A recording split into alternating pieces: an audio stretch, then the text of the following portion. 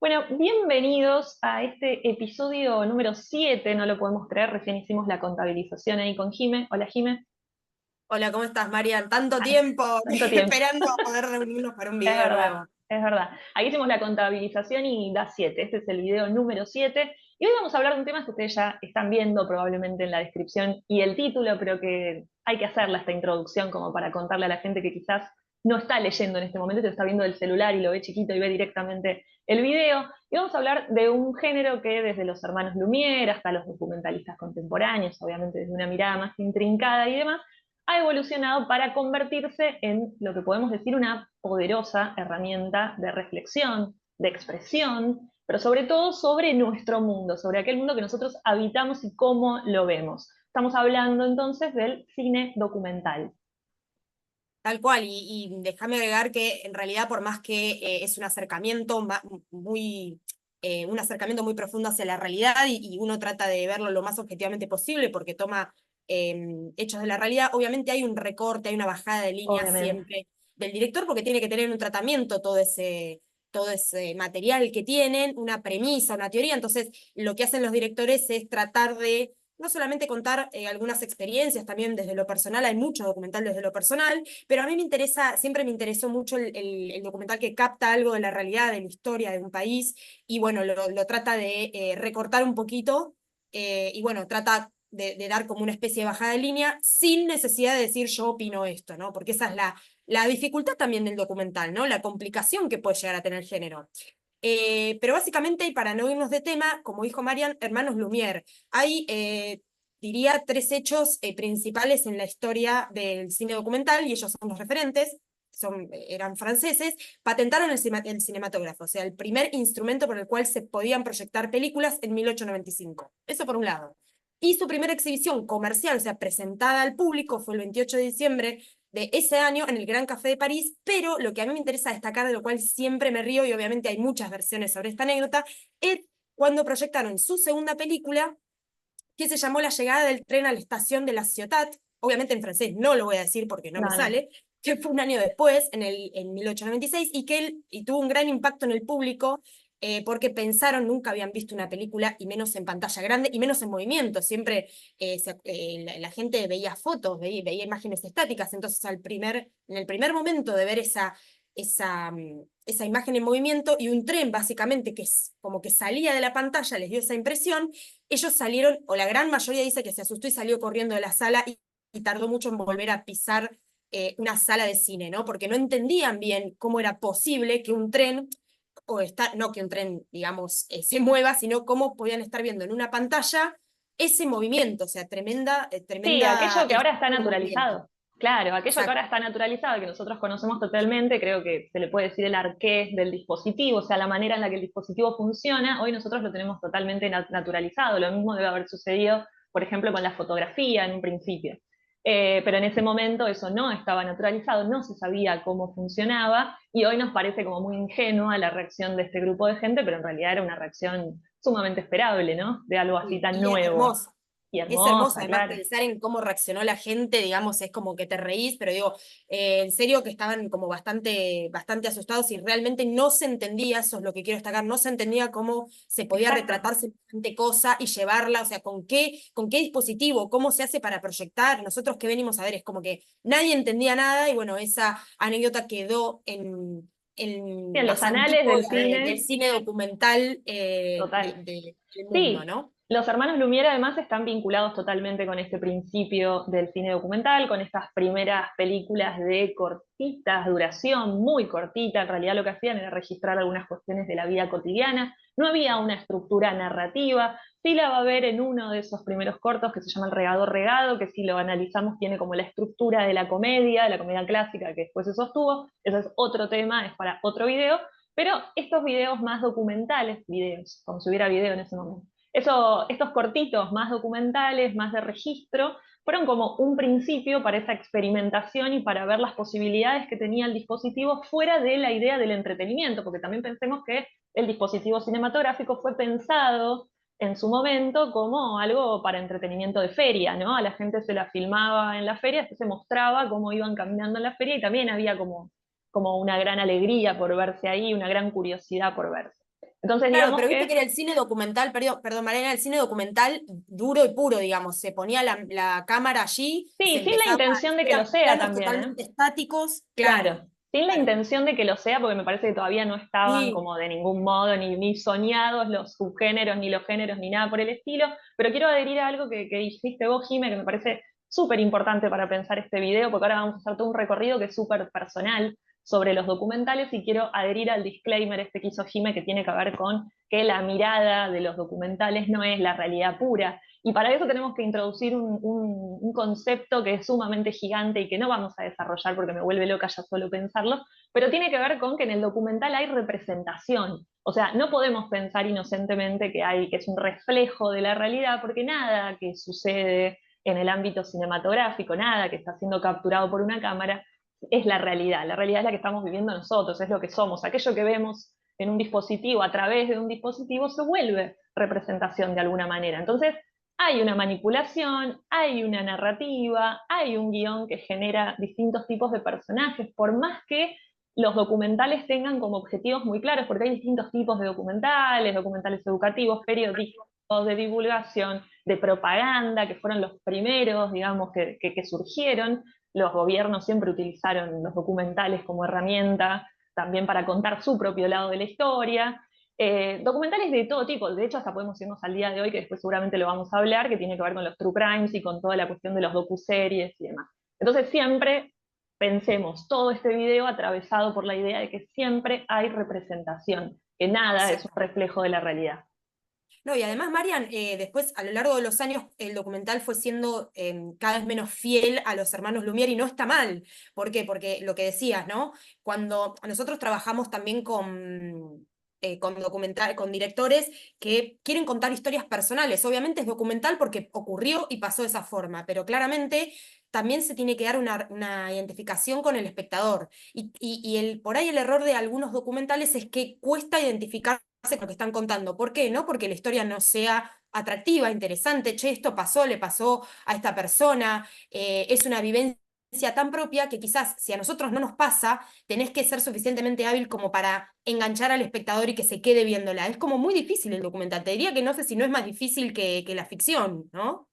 Sí, es que en realidad está dentro también del espectro de la ficción, me parece, y eso que decís es muy interesante también porque, claro, hay que encontrar la manera, no deja de ser un relato cinematográfico y no deja de tener que ser un relato, entre muchas comillas, atractivo, porque podemos discutir si el cine tiene que ser atractivo o no, pero digamos que eso tiene que estar, tiene que haber una estructuración más o menos de la historia que se quiere contar y de algún modo tiene que poder interesar y resonar en la historia del otro. Lo que pasa es que eh, la cuestión de la historia propia contada, en este momento, por ejemplo, está hiperutilizada. O sea, es como Sí, que sí, total. estamos ante un momento histórico en el que el cine documental tiene el punto de vista del documentalista, que siempre lo fue así, digamos, pero directamente con su propia historia, ¿no? Como un montón estamos viendo un montón de documentales que tienen que ver con la historia de mi padre, la historia de mi madre, mi historia.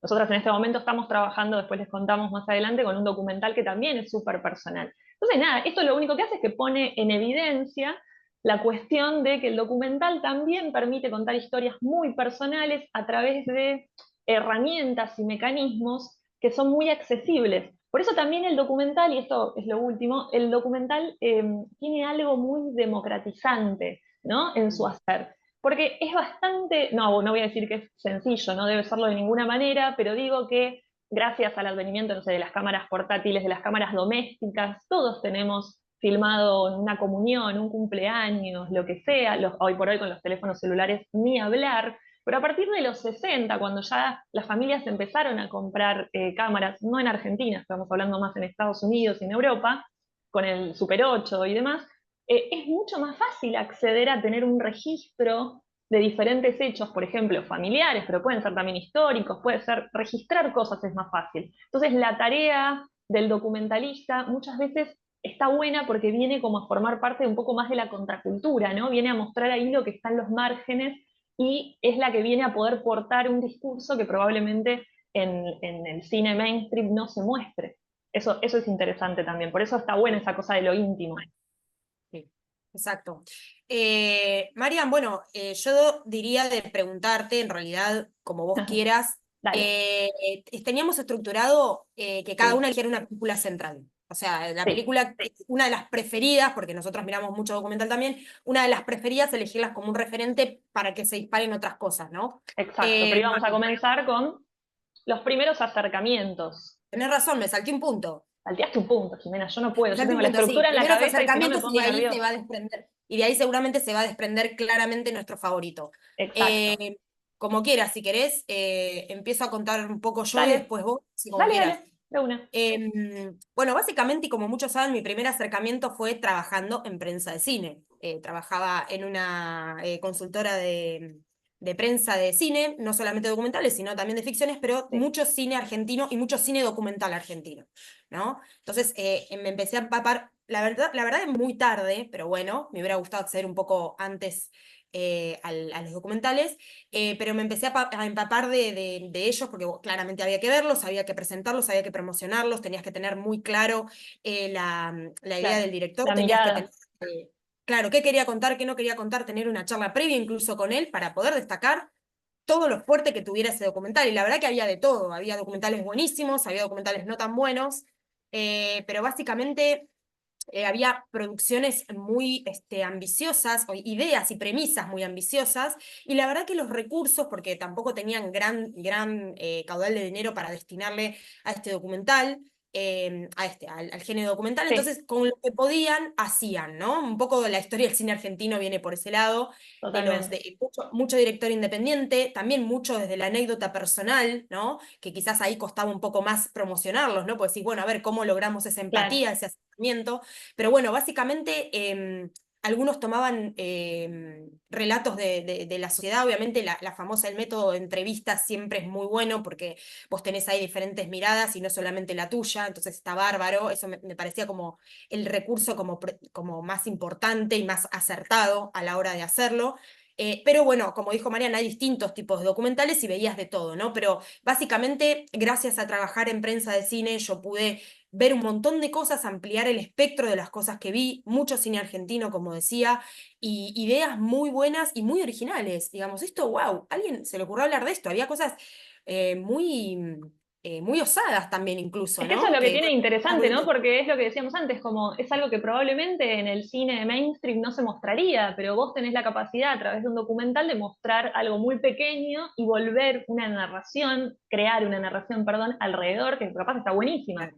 Claro, lo que traían ellos es que por ahí, ideas muy simples que vos leías la sinopsis y decías, bueno, a ver, ¿cómo me va a traer esto, no? Desde el punto de vista objetivo, sin, obviamente, analizar si el documental era bueno o malo. Acá estamos diciendo, bueno, ¿qué había, qué no había? Bueno, básicamente el fuerte para mí tiene que ser la sinopsis, cómo lo presentás, pero vos leías por ahí sinopsis muy escuetas, no te contaba demasiado, había que rever eso, pero vos veías el documental y te sorprendía, Claro, porque el enfoque que le habían dado sobre una idea chiquita, pero le habían dado un enfoque hasta medio internacional en algunos casos, de hecho entrevistando a gente de afuera, digamos, es para mí la forma tiene mucho que ver, no solamente más allá de la estructura o de la idea, tiene mucho que ver la forma. Había gente que se le ocurría, en base a esa idea chiquita, se le ocurría hacer un documental enorme, enorme en talento, ¿no? Y en ingenio, y la verdad te sorprendía gratamente, porque, claro. de hecho, había que, como te decía, había que reformar un poco la sinopsis para que entre más sin contar lo que el director no quería contar y guardarse también, ¿no? Era bastante complicado en ese punto. Pero bueno, mi acercamiento fue ese, gracias a trabajar en prensa de cine, accedí mucho a este espectro de documentales que la verdad no conocía y que lamentablemente tenían un estreno chico, vamos a Claro. decirlo, Sí, también eh, sepamos, también está bueno que la aclarar verdad que eso, ¿no? El muy cine pocos llegaban. documental siempre es como mucho más pequeño que... Sí. Bueno, hay una crítica porque las grandes cadenas no te lo agarran, ¿eh? Y Excepto que obvio que no. sea el documental de Martin Scorsese, no te lo agarran. Entonces, No, obvio. ahí también estaba el desafío, ¿no? Como ponemos en el cine, ahí jugaron muy favorablemente los espacios Inca, que lo Es que los estamos documentales también. prácticamente solamente circulan Eso. en... Claro, los documentales, si te pones a pensar, solamente circulan en los espacios independientes. Después es muy difícil que en algo Excepto comercial alguno, claro, excepto que si traías alguna figurita por ahí o hablabas de cine, por muy ahí si hablabas de cine específico. internacional, claro, si había alguna figura que incluso te justificaba el afiche, venderla por ese lado, pero Bueno, era muy claro. raro, era los espacios Inca, quizás anteriormente el Bama, ¿te acordás del Buenos Aires Munamur que Sí, estaba ahí en Capital, en pleno obelisco? Bueno, ahí te salvaba también un poco, que si bien proyectaba más ficción, obviamente, a veces interesaba por alguna cosita. claro, Y a pero veces te siempre muy lo, aislado. muy aislados, circuitos muy aislados, que eso es lo lamentable por ahí no lo lamentable del género, lo que pasa con la promoción del género, ¿no? Y bueno, nada, tenía estrenos muy chicos y bueno, gracias a los espacios Inca podíamos hacer que llegara a la gente, ¿no? Claro, bueno, eso está buenísimo igual destacarlo, ¿no? Que gracias a esos circuitos Sí, llegan ese tipo exacto. de películas, si no. Yo me fui un poquito más atrás cuando pensé en los primeros acercamientos, pensé una pavada al lado de lo que vos dijiste, porque tiene que ver con, por ejemplo, de nada, yo siendo muy chica, creo que fui hiperconsumidora de documentales de animales salvajes. Ah, Y claro. ese fue como mi La primer aventura del acercamiento. hombre. Total, claro, era como Está lo buenísimo. primero y me parecía maravilloso y me encantaba totalmente y siempre me gustaron mucho los animales, por más ingenuo que suene esto, pero realmente es un primer acercamiento al Es cine verdad, documental. Como que creo es que verdad. muchos de nuestra generación empezamos a ver en televisión abierta algunos documentales que, por ejemplo, pasaba Canal 11, me acuerdo, Telefe, y otros que también pasaba Canal 13, porque ellos tenían La Aventura del Hombre, y era ver esas cosas a las que no teníamos ningún otro tipo de acceso, porque la única forma que teníamos de ver un león era ir al zoológico, y los veías en cautiverio y demás, pero ahí veías la No era la sabana mejor manera africana, tampoco, los no era la documentales mejor eran, manera.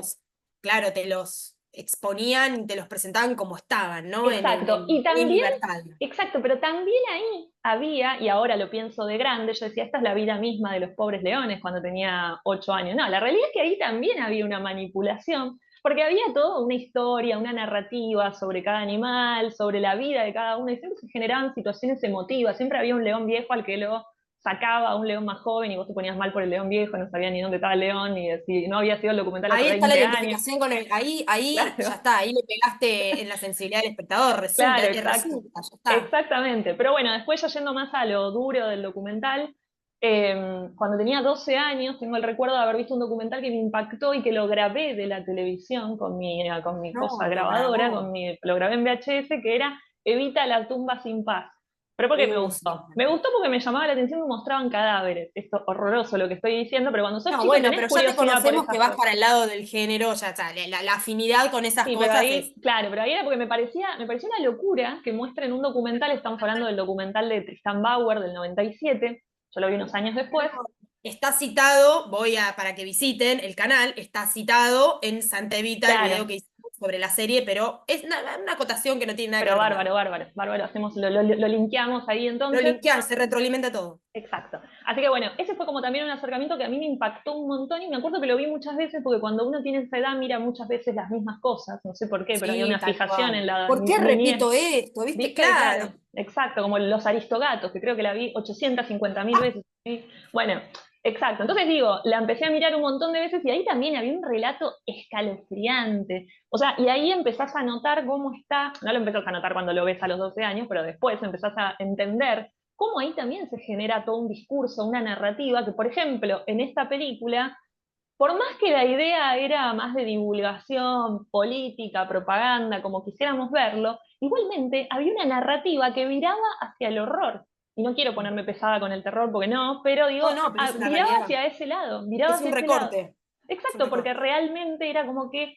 la película te daba miedo. Había un par de escenas que estaban ficcionadas, donde te mostraban algunas cosas que habían hecho con Qué el tremendo, cuerpo. perdóname, qué tremendo las famosas dramatizaciones en los documentales. Es Sí, que puede tremendo porque salir vos muy te bien o metés. puede salir muy mal. Bueno, pero los que yo vi fue tipo, no, no puede ser, estoy Ah, viendo a Evita, ¿me? Es como los pies, bueno, las manos, no importa, no se le mostraba la cara a la actriz, pero no importa, era no, una pero lo que dramatización. tenía este documental era que te mezclaban, obviamente, estas partes ficcionadas con Sí. imágenes reales. Eso a mí me pareció una barbaridad que estén mostrando en la televisión eso. Yo decía, pa, esto Ahora, es ojo, porque terrible. es un recurso cuando falta, claramente falta Sí, ese claro, no tienen pedazo de registro de todo. relato que no tenemos porque no estuvimos en el momento en el que ocurrió, pero hay que dramatizarlo, repitiendo actores, porque justamente es como que le falta un pedazo al relato, sí, le falta un pedazo ficcional No, le al falta un relato. pedazo real y entonces recurren a lo ficcional y ahí podemos poner bien en evidencia la cuestión del punto de vista del narrador y Exacto. del punto de vista de,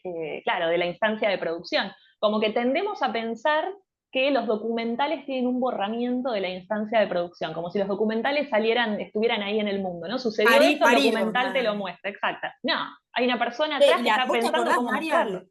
¿Vos te acordás, Marian, de la voz en off de ese documental? Sí, Era, que yo volví a ver hace poco justamente para el video, era una persona, una locutora, pero tenía una voz increíble, pero le ponía ese halo de misterio. claro, claro. No, el presidente, ¿viste cuando decís?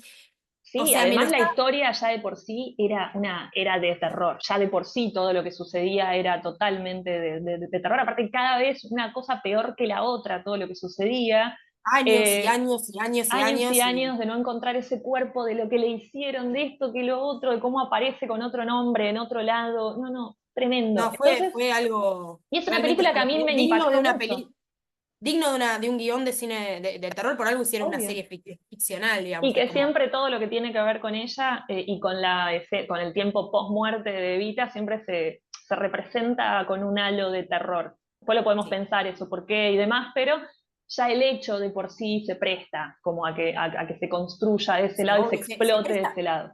claro, se presta a escribir, pero hasta cosas que no sucedieron y por lo Sí, general a veces se aclara que está inspirado en hechos reales, pero que tiene elementos de ficción, obviamente, para exacto. hacerla, y que sea funcional a la película, ¿no? Pero sí, qué bueno que lo trajiste, porque a mí me gustó mucho ese Sí, documental está y ya te digo, buenísimo. la voz en off, que es muy importante este recurso en el documental o en la mayoría de los documentales, la voz en off, la verdad que es increíblemente terrorífica, digamos, Sí, es, sí, sí, está aparte de muy bien. linda, tiene un halo de terrorífico.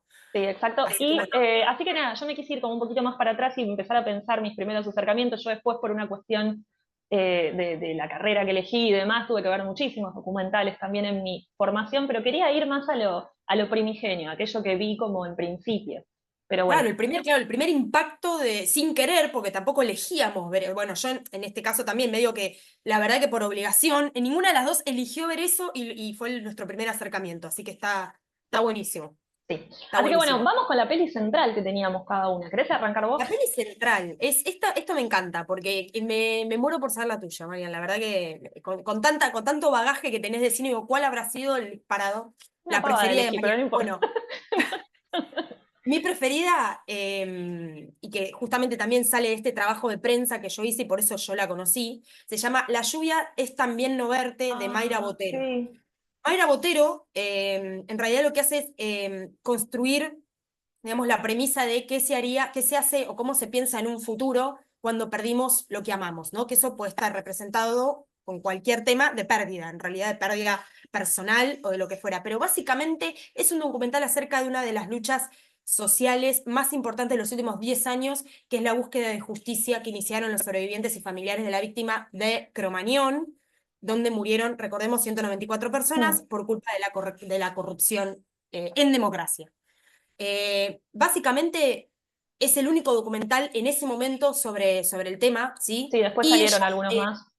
claro, pero era En el primero que principio, salía y años trabajando en esto. Y lo interesante es que contó, obviamente, los chicos, los sobrevivientes y los familiares accedieron a estas notas, porque ahí sí que lo tenés que recurrir a eso, porque con lo tuyo, lo que vos hayas interpretado lo que pasó, me parecía que no era suficiente. Además, ella a veces le da una vuelta de tuerca de a ver cómo se piensa y cómo se sobrevive ante esto, ¿no? Entonces, ella, lo que decíamos, sitúa una premisa, una teoría, o como queramos llamarle, que si bien no necesita comprobación, hay distintos enfoques sobre una tragedia, ¿no? Eso es lo que quiso mostrar. Y cómo se sigue la lucha, la vida, cómo se sigue sin esa persona.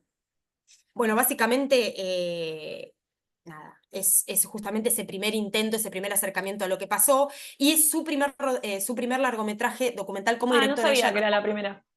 Sí, ella trabajó ella en realidad ahora está haciendo más documentales y estudió cine, bueno, y hizo tesinas también sobre este tema. Seguramente el tema salió el documental salió de este trabajo que ella hizo Claro. y además produce cosas con otra compañera que no sé si ahora están laburando juntas, pero ellas estaban trabajando juntas y también es productora, bueno, escribe, o sea, no es solamente directora. Igual para mí el mote es enorme, sino que viste que los directores por lo general investigan, hacen un montón de cosas, porque el documental también está muy ligado a la Claro, investigación, ¿no? sí, De sí, sí. investigación, sobre todo en este tema, por ahí con algo más personal no, pero en este tema sí.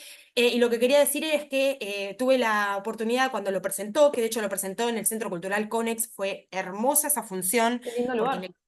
sea, pleno capital y un lugar, un centro cultural que primero que está buenísimo y segundo que era, o sea, ella no quería presentarlo en cine, ahora lo tengo que presentar Quería en... sacarlo del circuito tradicional. Exactamente, igual sí se estrenó en cine comercial y la verdad que la prensa reaccionó muy bien y la gente estuvo muy interesada, tuvo muy buenas críticas y ya en realidad lo anunciás y si bien no tiene el título algo referido a Cromañón, cuando te pones a leer Claro. ya lo sabes. Sí, El porque es afiche un era tema que nos buenísimo. interpela un montón. Hay Exacto. varias generaciones a las que nos interpela muchísimo eso. Sí. Fue muy fácil venderlo, ella también es súper talentosa y lo que iba a decir era que en el Conex fue en su momento, no, creo que todavía siguen juntos, de hecho tuvieron un hijo y demás, uno de los sobrevivientes está en pareja con ella y la verdad que conocerlo a él fue como, me quedé cuando Mayra me contó quién era, mejor dicho, no, me contó quién era, lo vi en el documental y al principio no lo reconocí porque habían pasado unos años, pero después me dijo, sí, es él y es uno de los sobrevivientes de Cromañón. Yo me quedé tipo, no puedo creer, como si estuviera conociendo, no sé, fue algo Sí, te increíble. impactó. Te digo, como si estuviera conociendo a Spielberg, bueno, es algo tipo así. Sí, sí, porque fue tal el impacto en que me Mm, saludara, en darle la mano, que tampoco sabía bien qué decirle, claro, ¿no? Pero bueno, fue la verdad impactante, por eso lo quiero primero por el tema y porque me encantó el desarrollo y cómo ella tomó el tema y la premisa, siempre con mucho respeto y claro. siempre escuchando varias campanas también. Y bueno, nada, encontrarme con él ahí en la función, la verdad que fue muy fuerte. Y bueno, Claro. por eso es mi documental preferido de la vida, digamos, te diría, Buenísimo. de la vida, por lo menos nacional, ¿no? Hermoso. Marian, it's your turn. Es mi turno, es verdad. Eh, yo elegí una película internacional. No sé si porque no entendí la consigna o porque podía elegir cualquier cosa, no recuerdo. No, Pero era no el importa. preferido de, Ah, claro, está bien, está bien. era el preferido en general. Ok, ok. No, yo me fui con una película que es muy interesante, que probablemente muchos de ustedes la conozcan porque en un momento determinado tuvo una circulación terrible, sobre todo para los que somos generación Isaac. Esto es una película que seguramente habrán visto. Es Capturing the Friedmans. La película es de Andrew Jarecki, del año 2005. La película es una locura absoluta, ¿no? Porque lo que nos va a narrar es una historia muy sencilla, horrenda, pero sencilla al mismo tiempo, que es contarte como una familia un día es interceptada por la policía, entran, allanan una casa, se llevan preso a padre e hijo, ¿sí? Los dos por cargos de abuso de menores. El documental ya empieza contándote eso. Pensemos que esta es la ópera prima del director. Lo que va a hacer el director a partir de esto es mostrarte, construir toda la historia de qué estuvo sucediendo en esa familia a través de los archivos familiares. Por eso decía que el cine documental en algún punto democratiza toda la entrada al cine, porque tenemos esta posibilidad, por ejemplo, de servirnos de estos archivos que son de fácil acceso y de fácil creación también, ¿no? Entonces, va a construir todo un relato a través de sus archivos familiares, ¿no? Y va a tratar desde los distintos puntos de vista, la policía también, porque también hay entrevistas y demás, la policía, los hijos de la familia, el padre, la madre, las víctimas o las supuestas víctimas, porque además tengo que decir que es un documental abierto, no plantea un final en que vamos a saber lo que sucede. Lo que sí vamos a saber que sucede gracias a estos archivos, a estas conversaciones con distintas personas y a estos accesos, digamos, a la causa y demás que tiene el documentalista, es que no se sabe nada. Todo es contradictorio entre sí, pero hasta directamente es contradictorio el audio con lo que vemos, con lo Ah, visual. no. Es interesantísimo. Entonces te muestran a la policía, vos escuchaste a la policía diciendo, no, había pilas de revistas pornográficas infantiles y esto que lo otro, y mientras te muestran la cámara de la policía en ese momento y había Nada que ver. una revista. Con esto no estoy defendiendo. Después hay un montón de cosas que el tipo es una barbaridad. Pero lo que te va a mostrar Capturing the Friedman, me parece que es lo más interesante, es que es un retrato de un colapso de una familia tradicional, pero un colapso absoluto. Y te interpela porque aparte te hace pensar en todo lo que uno vive todo el tiempo y todo lo que uno no sabe que está viviendo alrededor de uno. Entonces muestran todas esas imágenes de felicidad, de alegría familiar. Igualmente también muestran una psiquis muy agrietada de la familia en general. Es muy interesante el planteo que tiene, van a mostrar también cómo, no estoy spoileando porque es una historia que se sabe, pero desde un principio sabemos que el tipo fue condenado, el padre fue condenado finalmente por hechos de pedofilia, y muestran cómo la noche anterior a tener que ir a entregarse y finalmente cumplir su condena efectivamente, ellos están filmándose y se están muriendo de la risa, bailan, cantan, o sea, estamos viendo una imagen que es de absoluta felicidad en pantalla, pero nosotros estamos absolutamente pasmados porque es algo escalofriante que una familia que está atravesada por el fantasma de la pedofilia esté cantando y bailando en el comedor el día anterior a que se van a llevar a uno de los integrantes por haber hecho esto y que va a quedar detenido por prácticamente toda su vida. De hecho, fue así. Es una barbaridad como lo muestra y en algún punto nos hace replantearnos también la cuestión de la fiabilidad en la memoria, de cómo a veces tenemos recuerdos que se contradicen cuando nunca les pasó que se acuerdan de algo patente y después ven la foto y dicen, ah, no, no pasó como yo dije, porque yo pensaba que estaba vestida de esta forma y no estaba. Bueno, acá se pone en evidencia totalmente y es como que hace un vínculo entre la memoria humana y el documentalismo. ¿Entienden? Como la idea de documentalismo como concepto, como subgénero y demás. Y está muy bueno porque entendemos ahí que, bueno, no es que entendemos, pero podemos llegar a pensar que, claro, nosotros, todo el registro que tenemos de nuestra historia, nosotros, la gente que nació después de aquella primera proyección de la llegada del tren a la estación, eh, estamos totalmente atravesados por lo audiovisual y nuestro registro, percepción, nuestra forma de aprender la historia con H intermedio, como de tomar la historia, es a través de los registros audiovisuales que tenemos. Nuestra memoria está dejada un poco de lado y accedemos siempre a ese registro, a esa memoria externa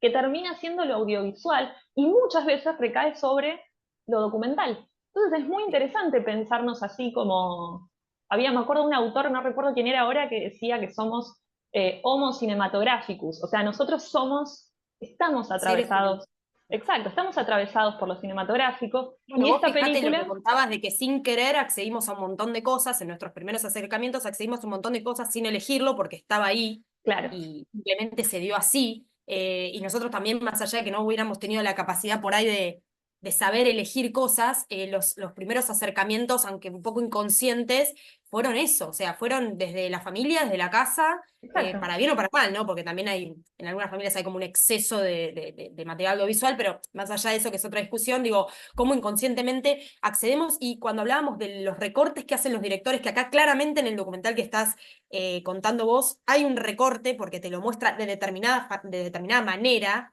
justamente en paralelo cómo una familia se va desintegrando, cómo están bailando el día anterior y a la vez los audios, digo, como que la contraposición discursiva totalmente, que es una agilidad para mí, el director increíble, porque yo no lo hubiera podido hacer nunca, pero digo, cómo interpretamos lo que vemos.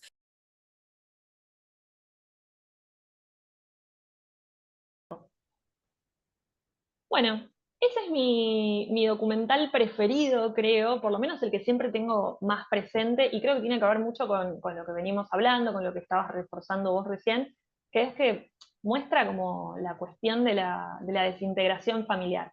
Y me parece que eso es muy, Claro. está bueno que lo muestren en un documental y no en una película de ficción, porque nos hace acercarnos mucho más a esa idea de colapso absoluto de las formas tradicionales de vincularnos. Y me parece como muy interesante, además de siniestro y demás, y que está muy bien tratado. Así que eso. Bueno, estamos en condiciones de Estamos, citar para estamos. mí, dado que las dos fuimos y vinimos en Argentina y en el mundo, los exponentes argentinos que para nosotras son los que marcaron así un hito en el género, y luego Dale. los internacionales, más que nada también desde la propia experiencia y de nuestro acercamiento. Sí, todo desde la Yo, propia experiencia, ¿no? Porque es como obvio, que es súper personal este video. obvio. Y aparte igual indiscutido que son re talentosos, pero obviamente son los elegidos nuestros. Claro. Pero, qué sé yo, como argentinos siempre destaco la labor de Nino Solanas, que para mí tenía un Sí, bagaje discursivo político bastante interesante, o sea, era director de cine y político, para quienes no se acuerdan o no sepan, y siempre, qué sé yo, La Hora de los Hornos siempre va a estar, por ejemplo, esa trilogía de documentales, siempre va a estar ahí como en la lista de sí. los documentalistas más importantes de Argentina, y en realidad también retrataba un montón, no solamente Argentina, sino en realidad temáticas que conciernen a toda Latinoamérica. Entonces él tenía como una visión muy macro de distintas cuestiones. Luego, obviamente, nada, Andrés Di Tella, con quien también laburé en su momento, periodista, entonces tenía el bagaje ahí de investigación documental muy arraigado, y laburaba también con escritores argentinos como Ricardo Piglia. Juan Dickinson, por ejemplo, siempre me gustó porque retrataba temas ambientales, denuncias sobre cosas ambientales. No era un ecologista, pero siempre la Se denuncia de él dedicaba a eso. estaba puesto en lo que hacían, por ejemplo, con los parques nacionales. De Mm. hecho, en su última película, creo que fue, o su anteúltima película fue Proyecto Parque Patagonia, que también tuve el honor de trabajar con él, y la verdad que es muy piola las cosas que decía, y una dupla de creativos y de cineastas documentales que me gustó un montón y que parten de una leyenda urbana de un pueblo, que también le dan un toque cómico. Ahí estamos con el tema del tono y del enfoque que le da los documentalistas, que son Pablo Aparo y Martín Bechimol. El documental se llama El Espanto y a mí me encantó Ah, no lo realmente. vi. Me lo voy a anotar Míralo para porque verlo. es parte de una, creo que está en Cinear, parte de una leyenda urbana sobre un señor que supuestamente era curandero, pero en realidad hacía otras cuestiones más polémicas, por decirlo de una manera, no se los quiero spoilear, pero la verdad que el enfoque cómico y a su vez de misterio, juntar esos dos géneros dentro del documental, la verdad que me pareció toda una hazaña, y bueno, nada. Y este no es un documentalista argentino, pero vino aquí a Argentina, a Buenos Aires más precisamente, a tomar algunos registros, Jeff Zorrilla, que hizo Monger, sobre el turismo sexual en Buenos Aires, también muy interesante por ese lado, y está representado de una maestría increíble y muy, además, muy vertiginoso el documental. Así que nada, yo por lo menos destaco esos. Vos no sé si querés decir, Marian, los tuyos argentinos y Sí, después vamos a los tengo. nacionales. Dale, sí, mejor. Tengo uno repetido con vos, que era obvio que lo íbamos a repetir, pero es La Era Hora de obvio. los Hornos. La Hora de los Hornos, porque me parece que para todos como es una película muy importante. La Hora de los Hornos como uno de los primeros documentales argentinos que me parecieron por demás de interesantes antes de meterme del todo en lo nacional. Y además destacar que también la dirigió con Octavio Getino, otro grande del cine, cuando ambos formaban parte además de Cine Liberación. ¿Sí? Bien. Entonces, nada, eso me parece que es algo a súper destacar, me parece que es como algo argentino que nos marca a nosotros también ese documental y que nos da una idea también de lo latinoamericanista, ¿no? Y nos Exacto. introduce adentro de una región cuando toda la vida siempre se nos quiso quitar de esa región y hacernos creer que somos europeos, no lo somos, somos latinoamericanos. No lo Así que somos. no Entren somos, por favor, claro. entren en la cabeza eso. Exacto, así que es muy interesante, pero después yo quería destacar algunos otros que también me parecen interesantes algunos, sobre todo que no tienen que ver con el documento, o sea, son documentalistas en este documental, pero que no se dedican específicamente a eso o solamente a eso, y me refiero a Mariano Con y a Gastón Duprat, por Ah, ejemplo. no, palabras mayores. Claro, que me parecen hermosa la forma que tienen de tratar los documentales. Ellos hicieron un documental que se llama Enciclopedia, que está escrito igualmente con otro director, con Adrián de Rosas, me lo había notado acá porque no me lo iba a acordar, que con una estructura de enciclopedia van narrando todo lo que ha sucedido en la década de los 90, pero lo hacen con esa especie como de gracia que ellos tienen para contar las cosas, donde de los eventos más bizarros de la Argentina ellos logran sacar una información viable y me parece como súper interesante cómo lo hacen. Piensen que ellos también son los creadores de televisión abierta, pero el documental más interesante que me parece que tienen y que me impactó más tiene que ver con Yo Presidente, un documental del año 2003 en el que van a entrevistar a distintos presidentes como Alfonsi, expresidentes, Carlos Menem, Eduardo Duhalde, Néstor Kirchner, y va a haber un trabajo muy fino con los momentos en los que el documental no está blanqueado, o sea, una vez que terminan una toma, la cámara sigue ahí un minuto por lo menos más, y en ese minuto de primer plano de estos expresidentes es como que se desnuda toda la verdad de la Argentina. Y es muy interesante cómo tienen esa forma de poder construir, de hacer Bueno, eso. convengamos que ellos vienen del palo de escribir muy buenas Sí, fricciones, obvio. tanto en películas como en series ahora, que están muy de moda en ese sentido, pero Sí, digo, ellos laburan mucho con el humor y la ironía, así que cuando se total. traslada un director de cine ficción a un documental, al género documental, digo, seguramente esa impronta va a quedar, el estilo va a quedar Sí, sí. marcado y plagado de, digamos, de su visión y de los géneros que siempre Bueno, habitan, ¿no? claro, y ahí qué ejemplo más grande entonces de la marca autoral, digamos, es como son Connie Exacto, Duprat. Está la marca autoral, vos ves un documental y ya sabés que es de ellos cuando los empezás a ver, por la forma de exacto. construirlo, porque recurren a las técnicas del ridículo, un montón de cuestiones que nos encantan. Sí, Otro documentalista y documentales varios que me interesan bastante nombrar, tiene que ver con Néstor Frenkel, que realizó varios tal documentales en su carrera, por ejemplo, Buscando a Reynolds, pero hizo algunos que son muy interesantes y que también tienen esta visión como irónica, similar a la de Connie Duprat, pero al mismo tiempo diferente. Y algunos documentales, por ejemplo, que me interesaron más, tiene que ver con Los Ganadores, por ejemplo. Los Ganadores es un documental que va a registrar cómo en los pueblos, en el interior de Argentina, cómo la gente tiene como todo un sistema, un circuito de compra de premios, estamos hablando del ámbito televisivo regional, local, tienen un circuito de compra de premios como si fueran los Martín Fierro del interior, pero pequeños, varios, muchos, en las que todos se dan premios con todos y continuamente está esa idea como de querer llegar, ambicionan esos galardones, pero se los dan ellos mismos con su propia plata. Y es muy ridículo y ellos lo plasman muy bien porque vemos como toda la vergüenza que tiene que ver con eso, lo vemos en pantalla. Y realmente también pinta un poco a la Argentina eso. Entonces es como que hay una lectura un poco micro y una lectura macro. Y después también otro documental más que interesante de ellos es Los Visionadores, que ese es uno de los últimos, si no es el último, es de 2000, no, uno de los últimos, es de 2021. Y Los Visionadores habla desde el fanatismo por los videoclubs, por los videos, y construyen una idea de que en el cine policial argentino de los 80 hay algo que podría ser un paralelo con la Matrix, que se llama la Ranix, porque en todas trabaja Rani.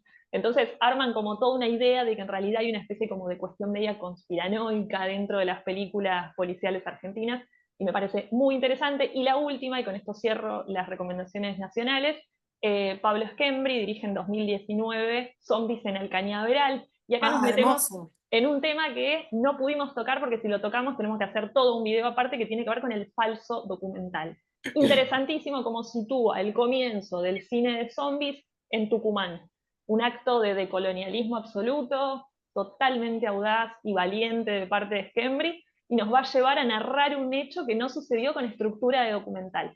Hermosísimo, totalmente, hiper recomendado si les gusta el terror aparte, mucho más todavía, pero me parece una joyita adentro del documental argentino.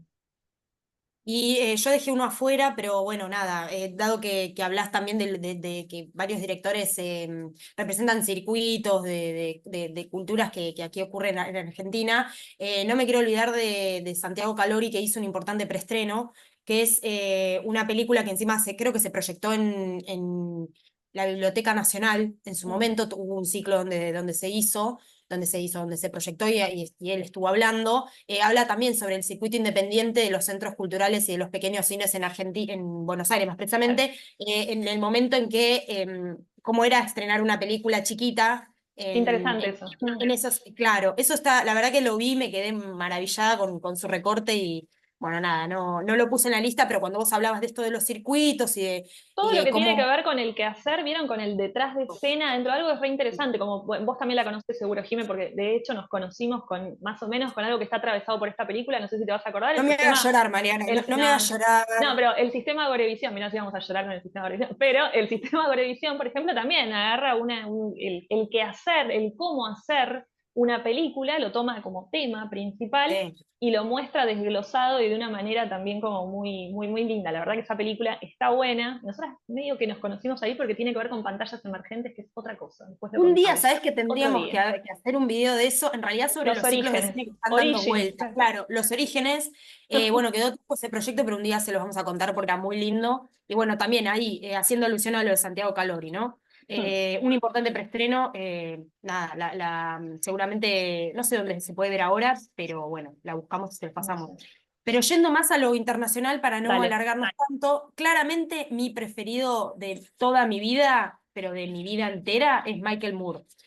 Michael Moore tiene una postura muy política sobre determinadas cuestiones en Estados Unidos. Es muy crítico con la cultura y la visión estadounidense, ¿no? Todo lo que es el sueño americano, todo lo que es el capitalismo, la globalización, que no es obviamente solamente Estados Unidos, sino del mundo, pero que tiene su raíz, él lo enraiza ahí en Estados Unidos, en la cultura de Estados Unidos y de cómo ven las cosas, ¿no? Todo lo que es, como le decía, las grandes corporaciones, la violencia armada, bueno, ni hablar cuando representó o quiso hablar sobre la invasión de Irak y de otros países, y bueno, las políticas de gobierno puntualmente muy crítico con el gobierno de George Bush, George W. Bush.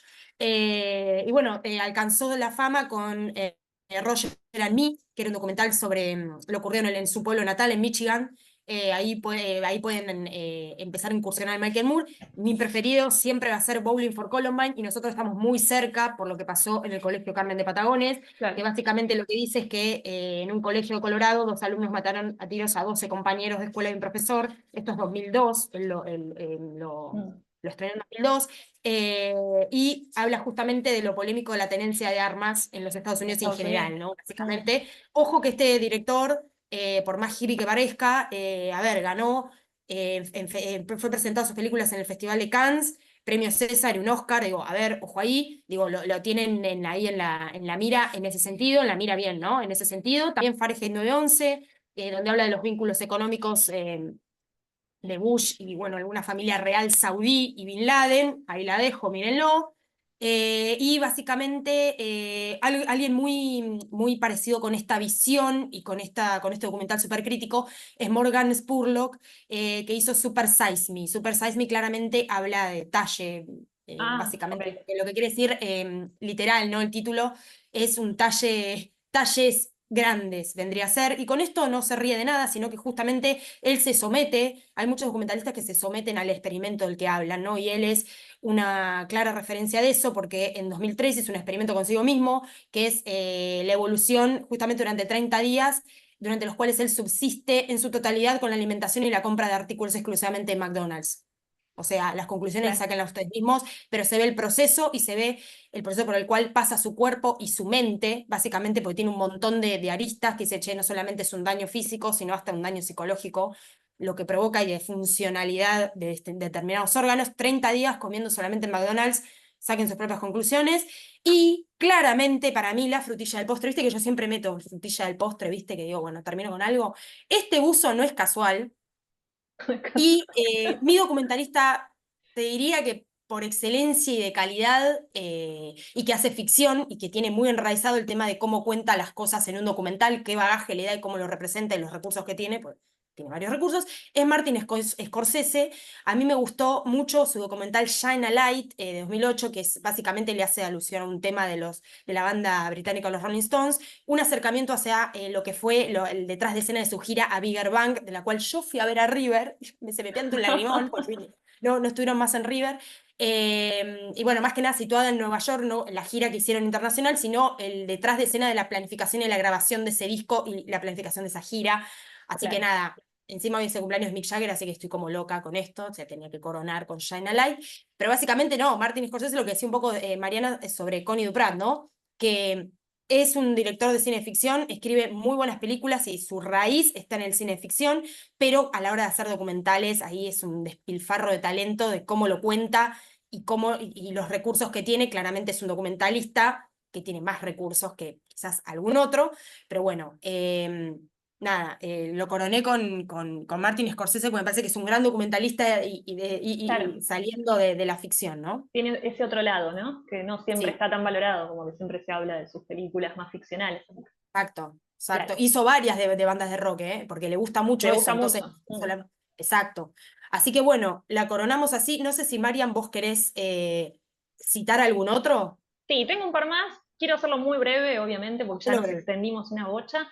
Pero sí, me voy a ir para el lado de los docuseries, que es algo que no tratamos sí, demasiado, pero que son todo un tema también. Porque varias de estas derivas del documental es para video aparte directamente. Pero sí, bueno, sí, vamos a solamente totalmente. nombrarlo.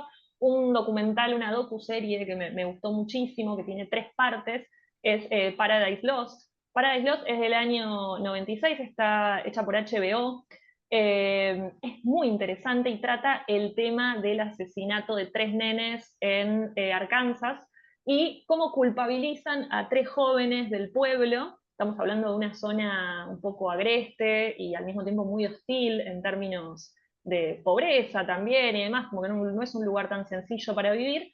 Y los únicos jóvenes que estaban en el pueblo, que se vestían con remeras negras y que escuchaban Metallica, fueron automáticamente eh, culpabilizados por el asesinato de estos 3 nenes, por la muerte de estos 3 nenes, podemos decir también en un principio.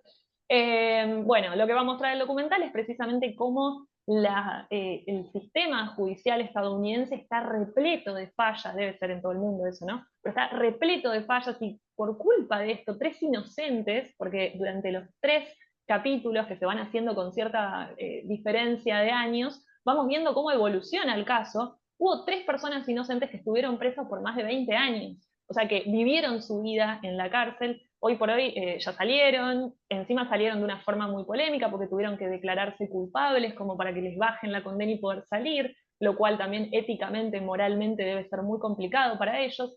La película también construye como toda una cuestión, primero que está hecha magistralmente, con una musicalización hermosa, porque hace mucho hincapié en el tema de que ellos fueron culpabilizados solamente por escuchar música, por escuchar metal, básicamente, ¿no? Entonces está musicalizado también por Metallica, el documental. Es muy interesante, va construyendo desde su narrativa diferentes culpables durante todo el juicio, pero lo que tiene interesante también es que los documentalistas se meten en el juicio, aportan. Entonces ellos mismos, por ejemplo, van y le llevan al jurado algo que para ellos es una prueba del asesinato y de la culpabilidad de uno de los padres de los chicos que fueron asesinados. Entonces ahí directamente ya tenemos al documentalista metido en la realidad. Eso me parece como muy interesante, se las recomiendo las 3, después hay varias películas que están por ahí, se los conoce como el caso de los 3 de Memphis, es muy interesante, véanla si pueden, está por todos lados para piratearla, así que no hay problema con eso.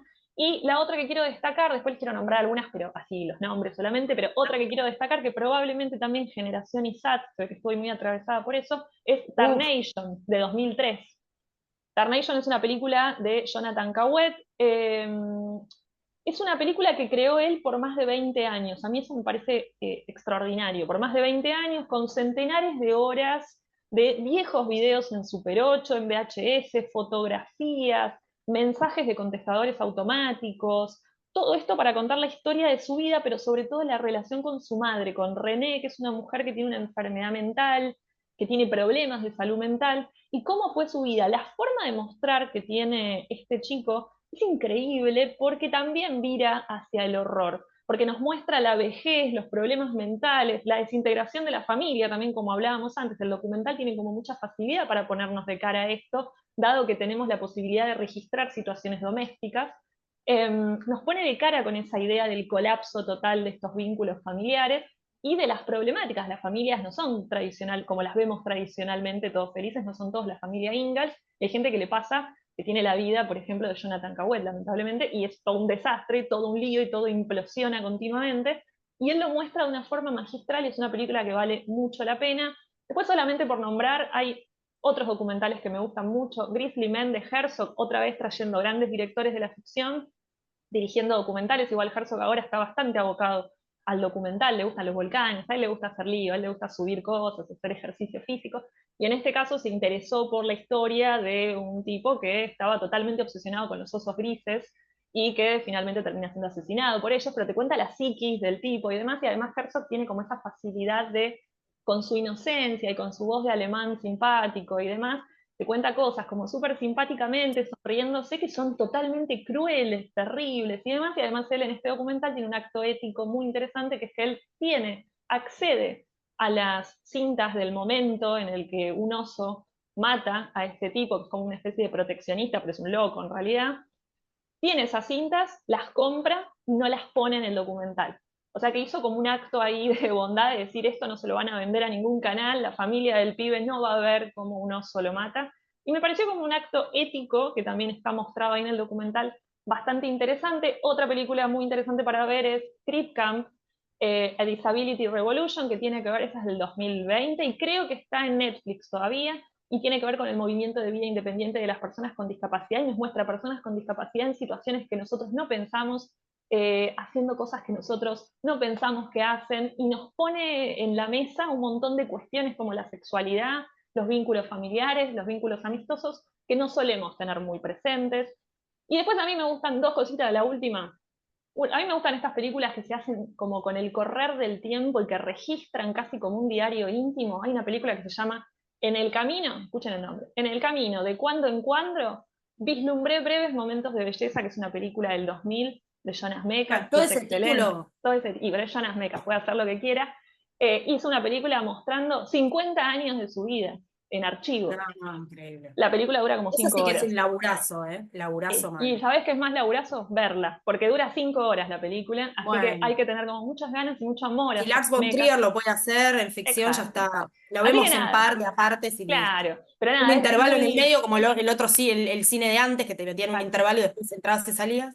Sí, sí, como Sí, El Señor de obvio. los Anillos. El Señor de los Anillos hacían intervalo todavía cuando la estrenaron la primera. Te digo Me porque parece mi que hermano entró en el intervalo y no entendió un carajo, porque pensó que yo llegué empezaba a ver la cuando primera y la tercera y no había ocurrido eso, no, así que. no, no, la primera sí. Bueno, y por último, algo que no hablamos en ningún momento, pero que existe, que tiene que ver con el documental vinculado con el fotomontaje. Hay un documentalista cubano que se llama Santiago Álvarez, que trabajaba en la época, sobre todo del ICAI, que es el instituto, es como el Inca cubano de los 60, que hizo, por ejemplo, hizo muchos documentales de fotomontajes, pero sobre todo uno de los más interesantes es Hanoi, martes 13, que cuenta de alguna manera, representa la cuestión del pueblo vietnamita, luego de los bombardeos en su ciudad y demás, y es muy interesante porque está solamente construido con fotos, y eso es algo que no Sí, estamos sí, sí. viendo, como que Y siempre cuando está dijiste mixado. fotomontaje no sé cuánto dura, pero dije, wow, porque, digamos, Son cortos, duran media son hora, tiene varios, cortos. pero es toda una cuestión también trabajar solamente Sí, con sí, sí, tenés fotografía que construir fija. un relato a partir de imágenes estáticas, tal cual, Exacto, tal es muy cual. interesante, siempre tiene como un maridaje ahí con lo musical, también que es muy importante, Ah, pero es como bien cubano en ese sentido, como que tiene una musicalidad muy marcada con las imágenes, pero es foto fija básicamente, pero igual sí, sí, vale la sí. pena revisarlo, así que esas son un poco las Bien, ahí le cuestiones dejamos que una me lista re gustaría revisar. extensa en realidad, Súper. extensísima. Así que el que no haya incursionado, bienvenido obviamente por alguno de los referentes que nosotros mencionamos y bueno, que nos comenten claramente su acercamiento al documental y si no se acercaron al documental, qué referente o qué película consultarían. Eso siempre Sí, nos viene bien para generar un debate y demás. digo, Así ¿qué nos que... recomiendan también? ¿Qué nos Sí, recomiendan también, porque también? por ahí nosotros dejamos algo afuera, che, no se olviden de, nos Obvio, reputean, claro, pero nada, todo bien. La verdad que es un género muy interesante, es un género que hay que incursionar al menos una vez en la vida, hay que ver algo, armarse una listita. Si querés de los temas también que te interesan más, ¿viste? Porque hay documentales y obvio. documentales, ¿no? Vamos a decir todo, como hay películas y películas. Así que nada, bienvenidos todos esos y más también. Y bueno, andás a saber de qué hablaremos en el próximo Clover y cuándo va a ¿Y ser. cuándo Pero será? bueno, No nos vamos a olvidar. encontrar. Sobrevivan con los shorts, chicos. Es Exacto. Y así. mientras Sobrevivan tanto con los también shorts. están los videos que estamos subiendo, los pequeños reels, pero que les Los estamos reels poniendo una vez por mucha onda. semana. Claro, les estamos Una vez por poniendo semana mucha onda. estamos disciplinadamente subiéndolos para que justamente les hagamos saber lo que vemos, lo que no vemos, también lo que no vemos. Y Exacto. bueno, nada, mantener también de varias maneras el canal abierto y activo. Así que esa es Exacto. la principal idea. Así que bueno, nos Bueno, vemos en la Marian, próxima. un placer tenerte ahí Igualmente. hablando de cine. Yo creo, Igual. y la voy a tirar, y te juro que me comprometo a hacerlo. ¿Quién te dice que no hagamos algún vivo en algún momento, no estoy poniendo una fecha, para hablar sobre algo por ahí que vos viste, que yo Sí, también vi al mismo tiempo, eso es aclarando, y ver qué nos preguntamos, viste que nosotros tenemos varias charlas, qué nos preguntamos de uno y otro, ¿no? Me es parece verdad. que Es el verdad porque a tiro, nosotras nos sucede mucho que nos reunimos a trabajar, eh, nosotros somos compañeras de trabajo también, y decimos, ¿por qué cuerno no grabamos esto, por ejemplo? Y ¿por qué exacto, no? Porque no exacto. estamos en Exacto. condiciones a Nada, veces. nada, Pero creo que se deberíamos. viene en breve, no sé cuándo, pero se viene. Seguro, seguro que sí. Así que bueno, nos Bueno, vemos en la gracias, próxima. gracias a todos por estar, por comentar y nos vemos en la próxima. El video número 8 será en, no se sabe. No, no importa, Chau. pero va a estar. Chao.